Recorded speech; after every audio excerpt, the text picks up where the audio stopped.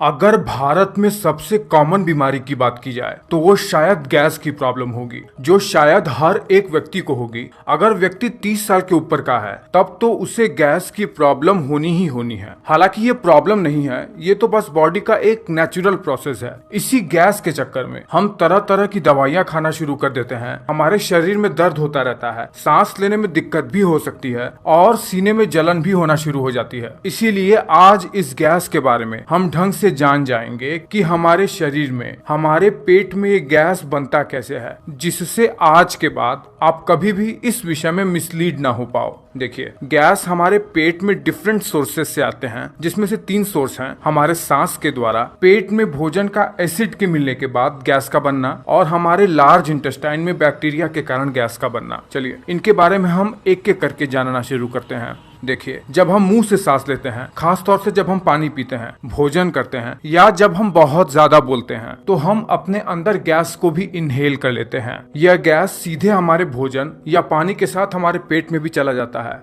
और इस तरीके से ये गैस सीधे हमारे भोजन या पानी के साथ हमारे पेट में भी चला जाता है। देखिए, गट में बनने वाली गैस मुख्यतः 5 प्रकार की होती है: oxygen, hydrogen, nitrogen, carbon dioxide और मीथेन। नाइट्रोजन और ऑक्सीजन हमारे सांस के जरिए पेट में आते हैं। कार्बन डाइऑक्साइड हमारे पेट में हमारे खून के डिफ्यूजन के थ्रू स्टमक में आ जाते हैं। हाइड्रोजन भोजन और पानी के पाचन से, और मीथेन बैक्टीरिया के हमारे भोजन के साथ क्रिया करने से बनता है। हालांकि और भी कुछ गैसेस हैं, लेकिन वो 1% से भी कम होती हैं, जो कि हमारे गैस में बदबू लाते हैं।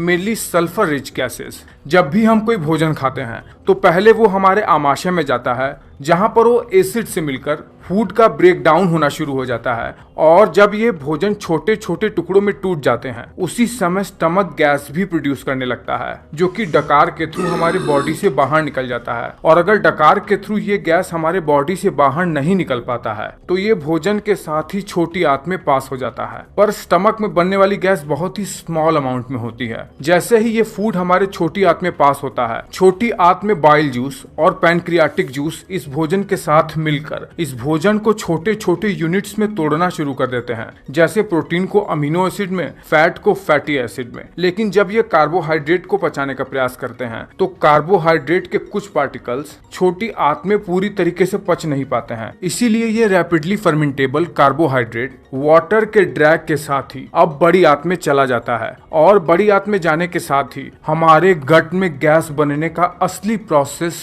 शुरू होता है। हमारे लार्ज इंटेस्टाइन में कुछ बैक्टीरिया होते हैं जो कि हमारे हेल्थ के लिए बहुत ज्यादा आवश्यक होते हैं। इन्हें हमारे शरीर में गुड बैक्टीरिया के नाम से जाना जाता है। ये बैक्टीरिया क्या करते हैं, जैसे ही स्मॉल इंटेस्टाइन से बड़ी आंत में ये कार्बोहाइड्रेट आते हैं, ये इस कार्बोहाइड्रेट को फर्मेंट करना शुरू कर देते हैं ताकि ये बड़ी आंत में अब्सॉर्ब हो जाएं और शरीर को हमारे खाए हुए भोजन से पूरी तरीके से पोषण मिल सके। जब ये बैक्टीरिया इन कार्बोहाइड्रेट को फर्मेंट करते हैं तब यह गैस भी प्रोड्यूस करने लगते हैं, और यही वो मेजर गैस होती है जिसे हम गैस के प्रॉब्लम के नाम से जानते हैं। यह बैक्टीरिया हमारे हेल्थ के लिए बहुत ज्यादा जरूरी होते हैं। यह विटामिन बी और विटामिन के का निर्माण हमारे कोलन में करते हैं। जब बैक्टीरिया द्वारा प्रोड्यूस की हुई यही गैस हमारी बड़ी आंत में बहुत ज्यादा मात्रा में हो जाती है, और हमारे खाए हुए भोजन से पानी भी हमारी बड़ी आंत में इकट्ठा हो जाता है, तो ये हमारी बड़ी आंत को फुला देते हैं। और यही फूला हुआ लार्ज इंटेस्टाइन हमें पेट में दर्द सा महसूस करवाता है या हमें इरिटेशन सा महसूस करवाता है। लार्ज इंटेस्टाइन में बनी हुई यही गैस हमारे एनस से बाहर निकल जाती है, जिसे हम फ्लैटुलेंस के नाम से जानते हैं, या हिंदी में अपान वायु। और आमाशय में बनने वाली गैस डकार के थ्रू हमारे शरीर से बाहर निकल जाती है।